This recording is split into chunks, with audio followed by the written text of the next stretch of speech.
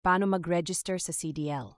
Mayroong dalawang hakbang sa pagre-register sa CDL. Step 1. Fill up mo ang registration form. Makakatanggap ka ng referral ID number mula sa iyong social media account tulad ng Facebook Messenger, email at iba pa. Ilagay ang lahat ng kinakailangang impormasyon, gumawa ng iyong username at password, at ang referral code ay naka-build-in na rin. Pagkatapos, click register. Step 2. Mag-login sa iyong account sa pamamagitan ng pagbisita sa www.receivopoints.com. Gamitin ang iyong username at password upang makapasok sa iyong account.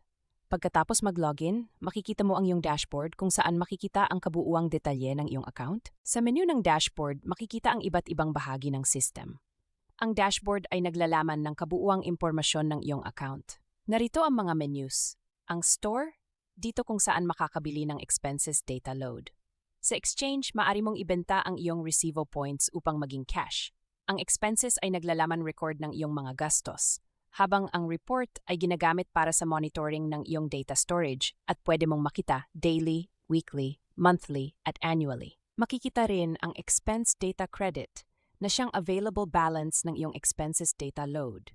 Ang sale value ay tumutukoy sa kabuuang halaga ng iyong pinagbilhan o sales ng mga Recivo points. Ang GPCOM, Gold Points Pounding, ay nagpapakita ng gold points na iyong kinita mula sa pagbili ng expenses data load na may compounding program. Samantala, ang Recivo Points Compounding, hasiswayang receive point tuwing nagpapadala ka ng record ng gastos sa expenses data storage. Sa View Group Compounding, makikita ang detalye ng compounding program.